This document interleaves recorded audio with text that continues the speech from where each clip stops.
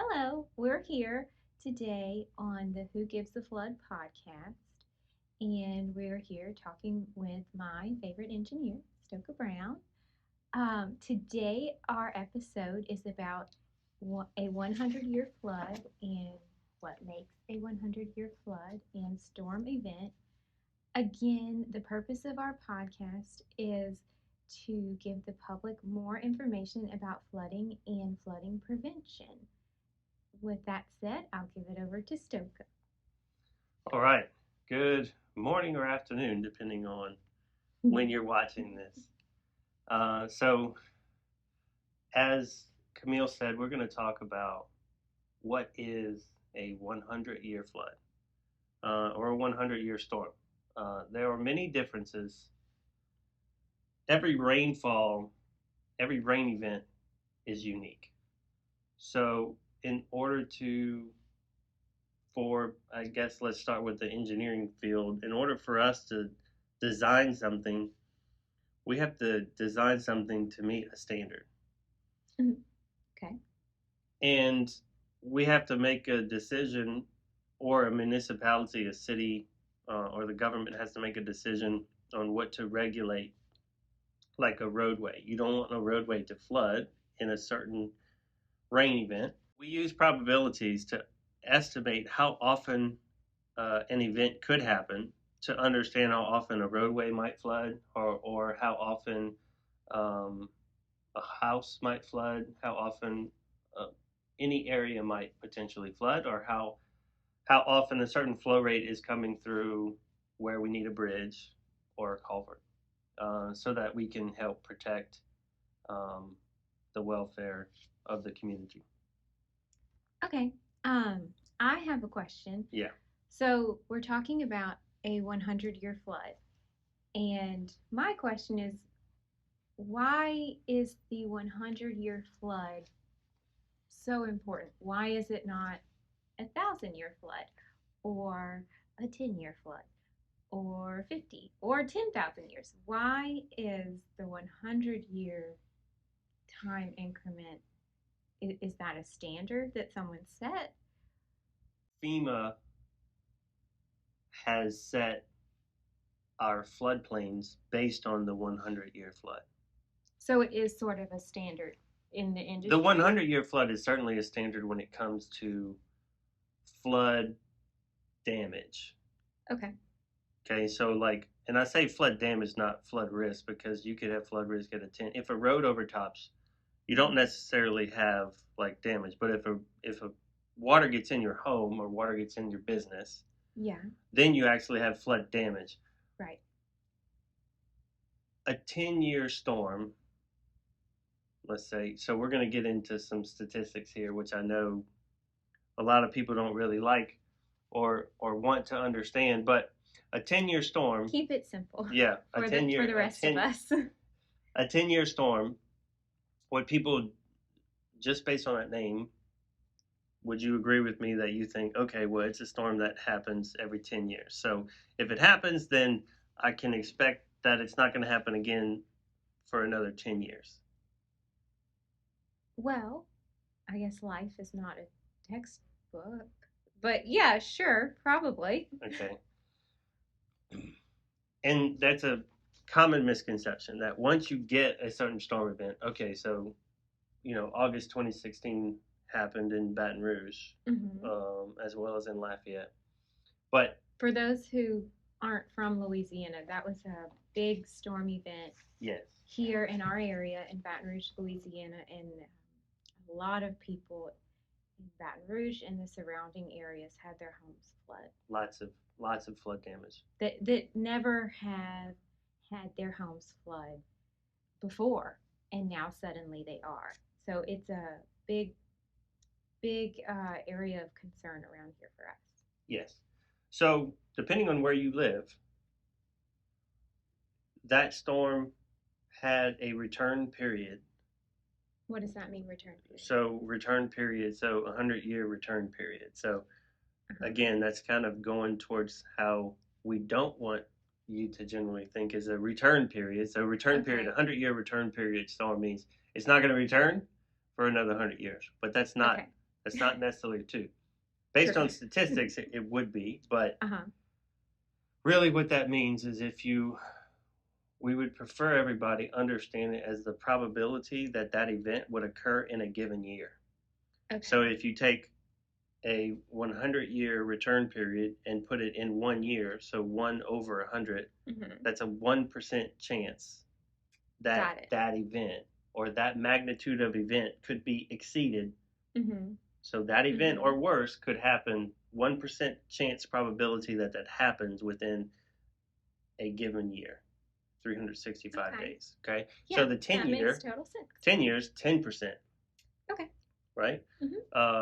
In a 1 year storm, essentially there's 100% chance that it will happen. that it's going to happen in a given year. Okay. And so we, the general science community and engineering community and meteorological community have been collecting a ton of data so we can make better estimates of what these return period probability that an event will occur within a given year. So 100-year storm today, since you're always collecting data, 10 years from now could be a different value?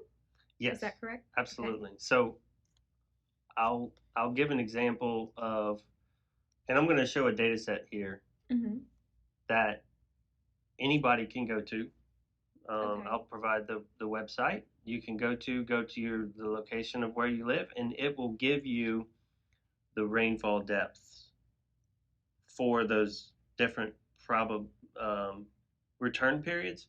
The annual exceedance. So I talked about the 1% chance of happening. The term for those are annual exceedance probability. Okay, so I'm going to show you here on the screen the website by NOAA. It's called NOAA Atlas 14 Point Precipitation Frequency Estimates. Okay. And I'll share a link on the screen. Hopefully, if I can get that to work. Yeah, we can turn this so you can see. And then I'll be sharing it up on the screen for everybody else to see what we're looking at. So this website, we can sort of move this crosshair to where you live. And so let's see, we put it there in Baton Rouge. Okay. You can also just put in a location if you know your latitude and longitude, or you can look at the list of stations that were used to develop this statistical data set, or you can type in your address. Okay. I mean, I'd probably just go with latitude and longitude because everyone knows that. Right. Okay, so here's a graph. Okay. A chart. Table.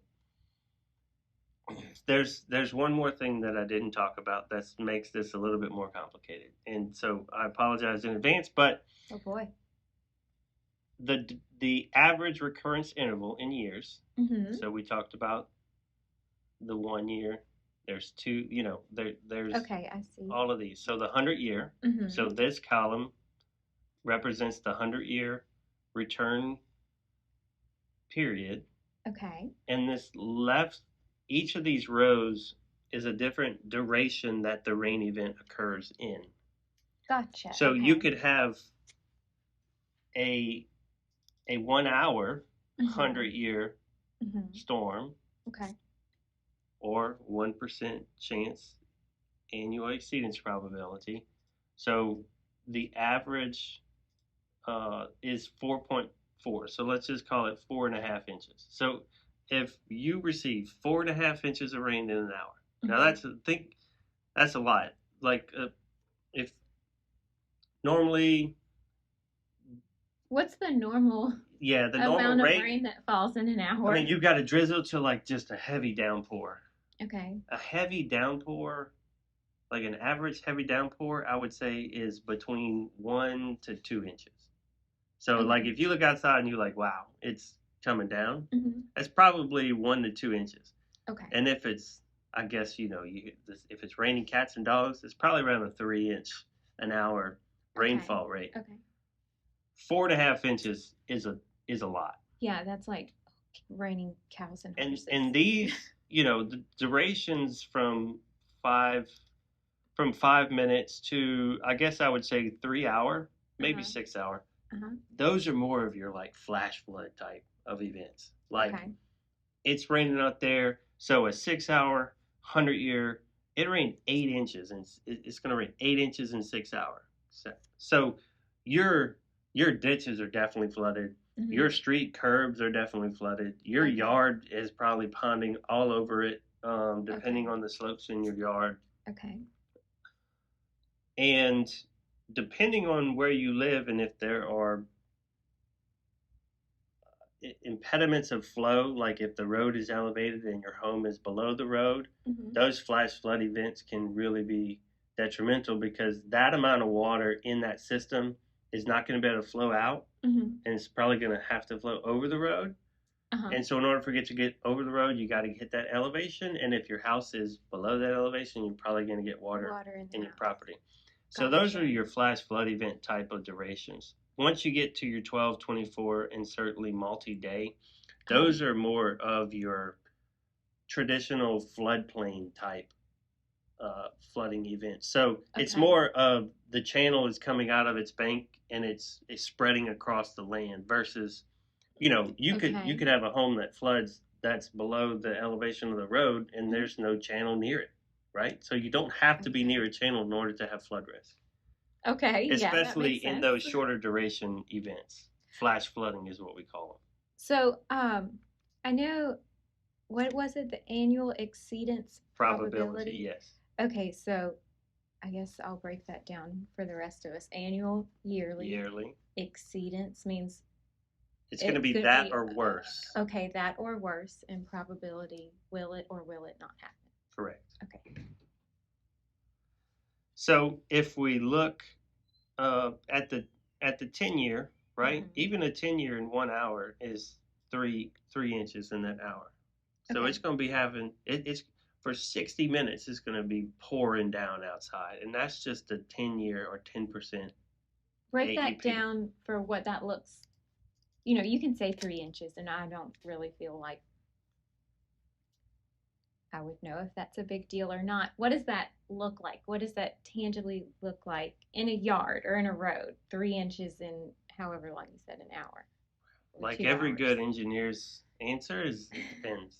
Okay. So what it depends on is how widespread did that 3 inches per hour occur? Was it just right? Because an example, like a city, 3 inches an hour over an entire city. Sure. So it's definitely going to be. Is that realistic? It depends on how big the city. Like this. Okay. I'm an engineer, so it's always going to depend. That's my job, is to try and understand and clarify assumptions. Why don't we save that for another episode, and we'll get into helping to understand what that looks like on the ground. Stay tuned for the episode of What Rain Looks Like on the Ground, coming up soon. Back to I remember where we were going with this. And that also happens often for engineers, probably, that we get lost on tangents. Do these events change over time as we get more data? Yeah, and I would say probably. The statistics, right? Absolutely. If you look at Hurricane Harvey, remind me when Hurricane Harvey hit, or now you're testing my knowledge. Was this Hurricane Harvey was 27. I think it happened I believe it happened the year after the 2016 flood in Louisiana. Hurricane Harvey. Flooding? There was a ton of flooding in the Houston area. Houston, Galveston, that sort of that southeast Texas area got hit really hard. And I'm gonna pull up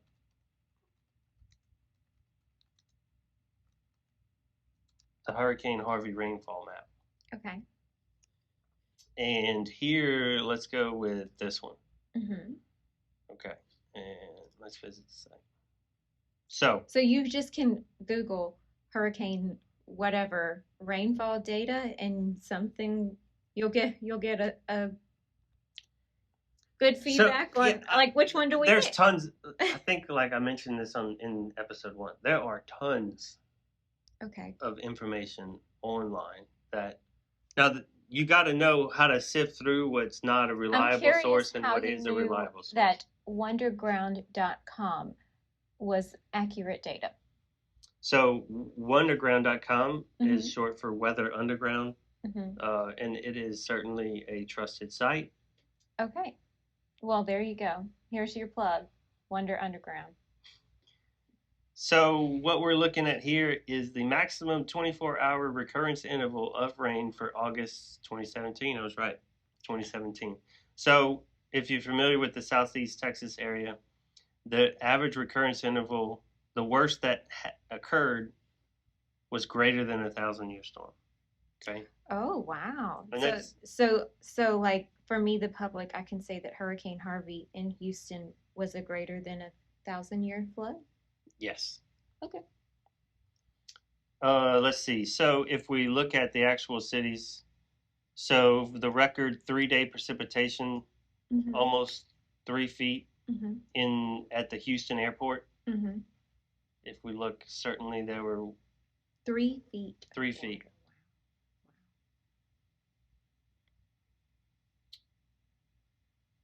4 feet At in what? four Mary's in Creek. 4 days. Mary's Oh Creek my gosh. at Winding Wow. Road. That's a lot. That's It like, was significant. It was significant flooding. 4 feet. That's like a 5 feet. 7-year-old.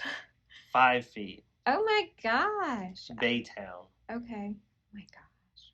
4-day totals. That is a lot of water. It was a significant. I believe the maximum rainfall depths for 2016 were 36 inches in Denham Springs. When he says 2016, he's referencing the big flood that happened here in our area in Baton Rouge in 2016. That's correct. Wow. That's a lot of water. And so what happened Mm-hmm. as a result of this event? Mm-hmm. Texas was undergoing an update to their return period analysis for rainfall depths. Okay. And let's see if I can. Did this change the statistics Absolutely. for that area? And it changed it significantly. Okay. I'm going to pull up. So do you think, in statistics isn't like my jam, but it is Stoka's, but I remember from like rudimentary statistics class, there's always an outlier. Would you not classify this as an outlier? If it's throwing off, the average that much, would you not classify something like this as an outlier? If you were trying to calculate the average, then yeah, that's an outlier. That's going to skew the average. But we're more looking at trying to quantify depths for different return periods. Gotcha. And so I guess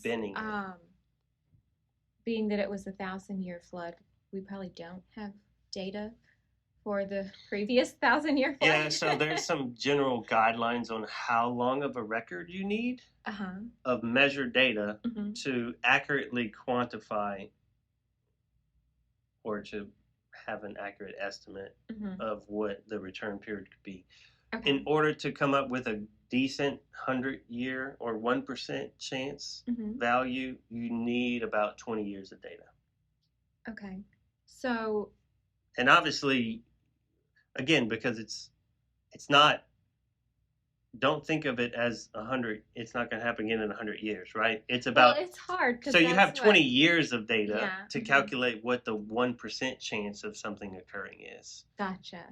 And the error bars, if you can imagine, for return period analysis, start to go out and get broader, right? So it's not a guess, it's an estimate. And there's error applied to that estimate because we don't have. If we had 1,000 years of data, we would have a much narrower error bar of what the 1% chance average exceedance probability is. People of the future. We'll have a better. We're talking to the future in this podcast. I guess it'll be set in stone for forever. Now it's on YouTube, right? Yes. Not yet, but it will be. Okay, so here it took me a little time to find a reliable source, and here's a competitor of mine, Half, and Associates. So shout out to Half. I know Jack out there, so shout out to you, Jack, if you're watching. Yeah. And Ryan, and if I'm forgetting anybody, been sorry, but I know the guys that have, and they're great, reliable Apparently, you source. have a reliable data set to be Okay, featured so on. this is looking at how that single event of Hurricane Harvey. I'm sorry, did I cut you off? Mm-hmm. All right, sorry. Go ahead. Never mind. Okay. So this is showing how a single event can change the statistics. So here's a map of the difference between the USGS's return period depth Mm-hmm. to the Atlas 14, which is the site we were looking at earlier, where you can go to your Okay. location and find all the different depths. That was updated in 2018, so after the hurricane in 2017. Gotcha. The difference, and I believe, is this the 24-hour duration 100-year precipitation storm was increased Okay. 5 to 6 inches. And I believe it Oh, was okay. already at 12 or 13 potentially. Mm-hmm. So you're talking about 30 to 40% increase in the rainfall Okay. depth for so as you get more data, it could change it significantly. Okay. So it's important to keep these up to date, Mm-hmm. because if you don't, and climate change and and more rain continues to happen and you don't update your standards, then if you thought you were designing a culvert or a roadway to not flood, 4% chance in a year, which is a 25-year storm, Yeah.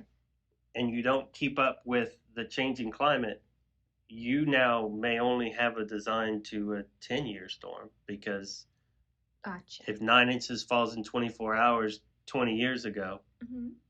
and that's what you designed it to, which was a 25-year storm then. Mm-hmm. And now, based on the statistics we have, that 9 inches falls in 24 hours, 10%. Yeah. You Okay. now have under designed standard.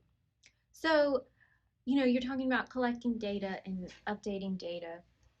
Who does this? How is this paid for? Is this tax dollars that pay for this? Is the government So the doing tax, this? the Or is it so you? NOAA, the National Oceanic and Atmospheric Administration, Mm-hmm.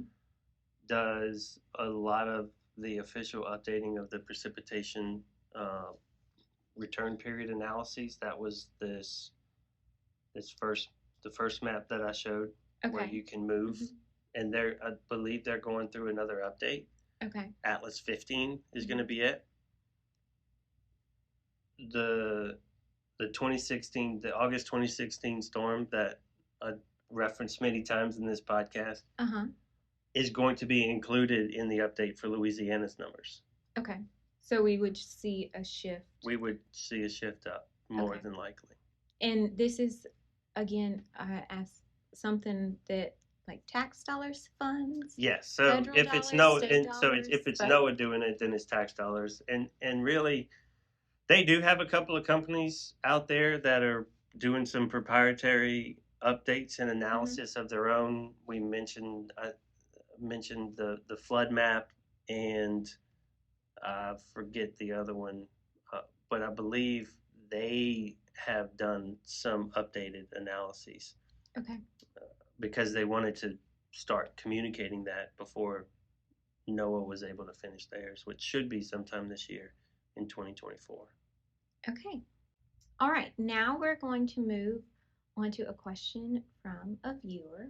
And you guys feel free follow on Facebook or YouTube the Who Gives a Flood channel or Facebook page or Instagram, Right. and send us your questions, and we'll be happy to answer them as well. So this question is from Troy Comeaux from New Iberia, Louisiana.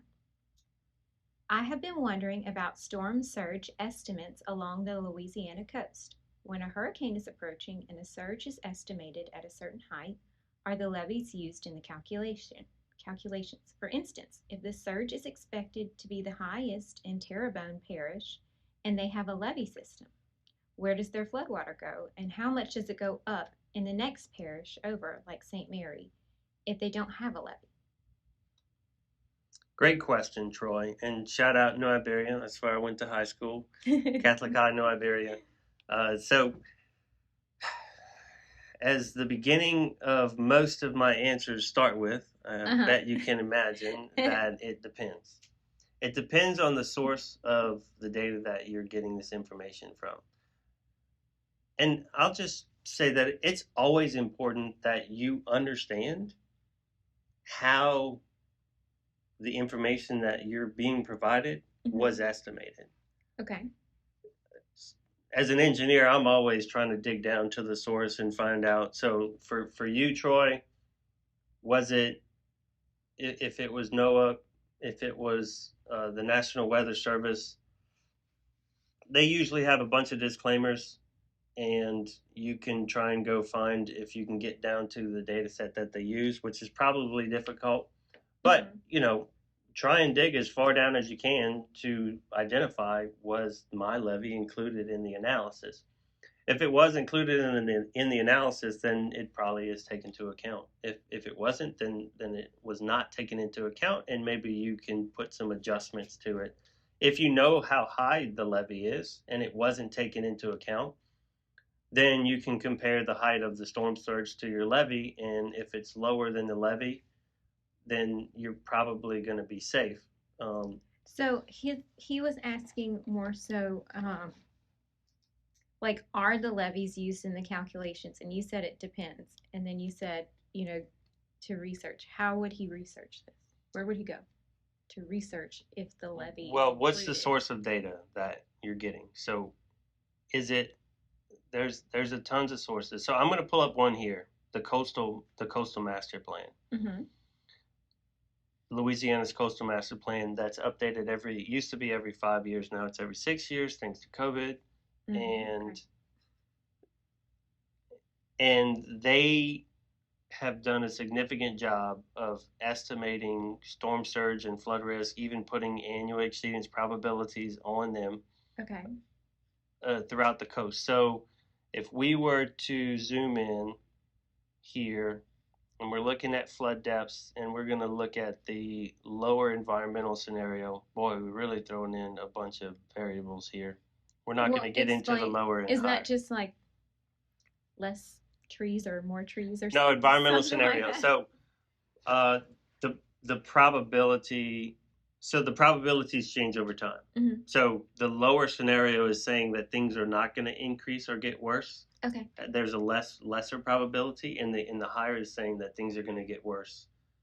A higher probability that they'll get even worse. Gotcha. Okay. So if you see, if I flip back from lower to higher, is the depths get greater.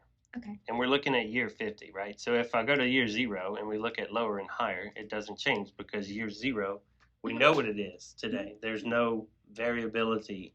But as you get out into the future, the difference between lower and higher changes. So if we look at today, because it's probably what Troy is more interested in, and we look at a 1% chance annual exceedance probability, and this is Highway 90. You say 1%, that means 100 about 100-year storm. Okay. And this is a hurricane. So before 100-year storm, we were talking about rainfall. Hurricanes can bring rain with them too. But the 100-year recurrence annual exceedance probability we're talking here is the storm surge, and that can the impacts, the possible impacts from a hurricane is going to be a whole nother episode. We got a long list of episodes to do. We're going to be we're going to be here around. We just need y'all to keep watching as we keep making some of these videos. So there's Abbeville. Let's see, they're not pointing out. There's Lake Penor. My house is probably right around. So this is about New Iberia, my parents' house where I grew up in Jeanerette. Shout out Jeanerette. So New Iberia is around this area here. It's at the port. That's Avery Island, maybe Salt Domes. Anyways, okay. So we can see, and what you can normally, if a levee is taken into account, you're probably going to see a significant difference in depth. On the flood side of it, so towards the Gulf to the other side. So if you see a significant change in the risk or the depth, it probably was taken into account.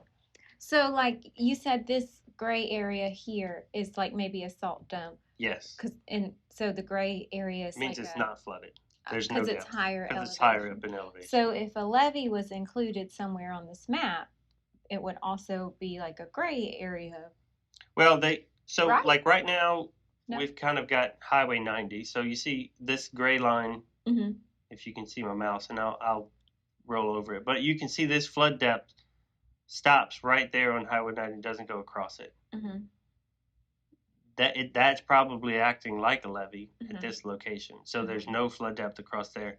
Or, this one right here, Mm-hmm. 4 to 7, Mm-hmm. there may be some type of elevated levee feature here. So you can, if you know what you're looking for, if you know what you're looking at, you can sort of pick out whether or not you think the levee is in the data set. Mm-hmm. If you can't really pick it out, then you can dig down and try and find the source of how they came up with that answer.